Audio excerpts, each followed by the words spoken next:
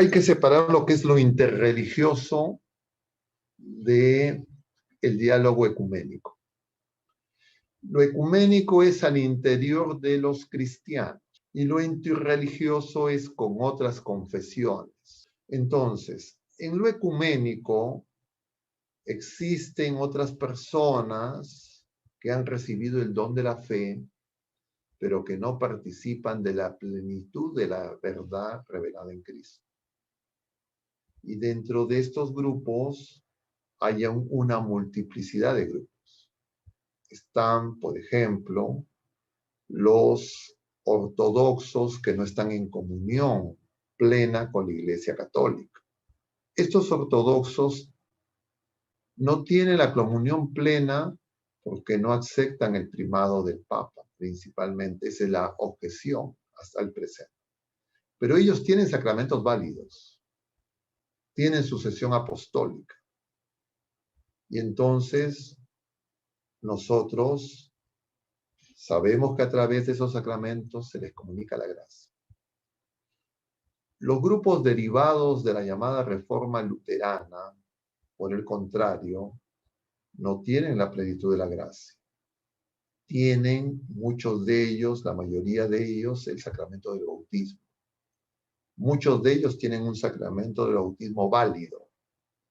Y nosotros sabemos que a través de ese sacramento del bautismo válido, reconocido por la Iglesia, ellos reciben una vida nueva como hijos de Dios. Pero teniendo algunos tesoros como la devoción por la Sagrada Escritura y su estudio y su meditación, pero no tienen los otros sacramentos. Entonces no tienen la plenitud de la verdad, ni tienen la plenitud de la gracia. Sin embargo, no significa, como en el caso de los ortodoxos, tampoco en estos grupos, no significa que el Señor rechace realizar y obrar a través de ellos.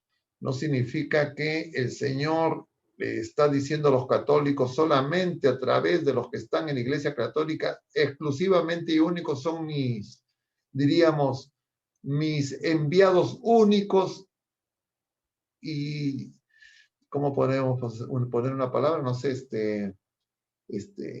con poderes plenos. El Señor es libérrimo. Y Él puede actuar también a través de otras personas que no son cristianos. Entonces, con los que no son cristianos hay el diálogo interreligioso. Entonces, dentro de estos están los budistas, los musulmanes, hinduistas, multiplicidad de creencias.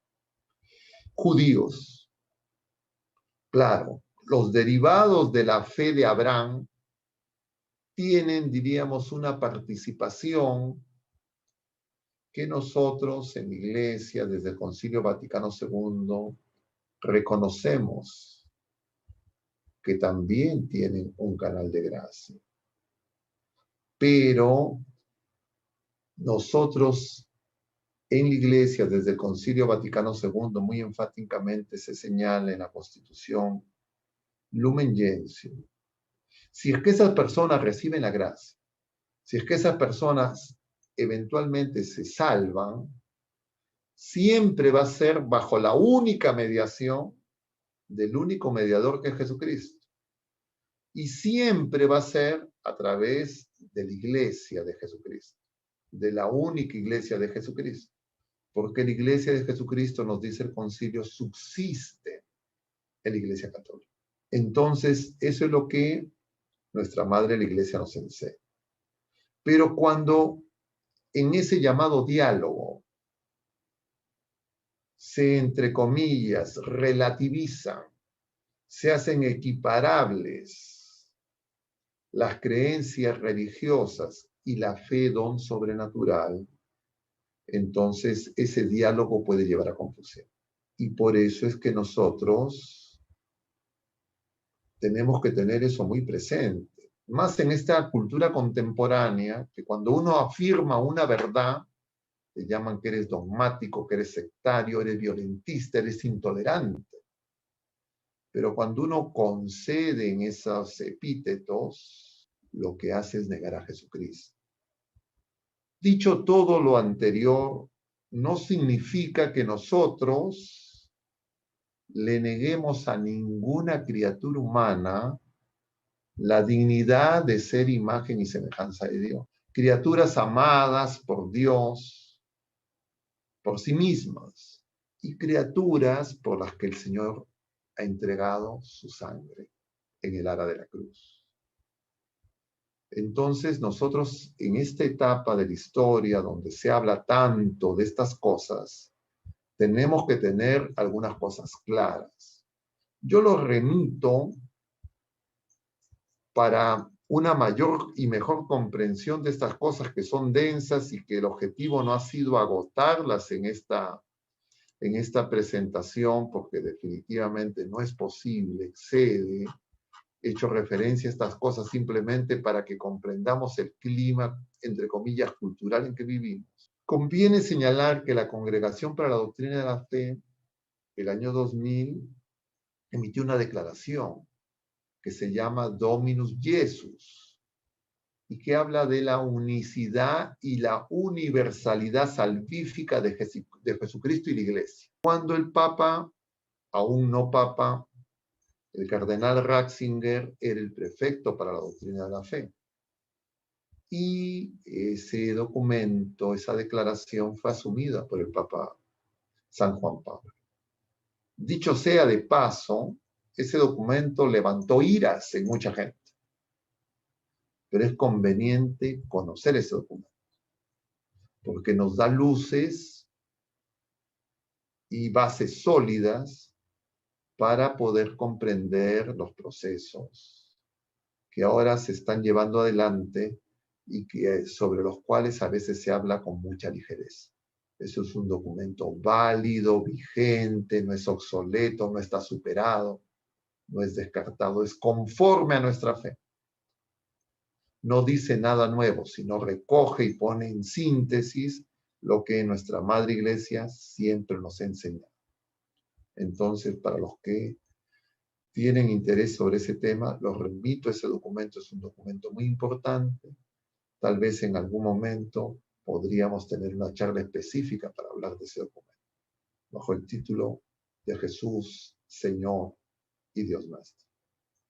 Porque Jesucristo es el que obra la salvación, pero nuestra salvación es trinitaria.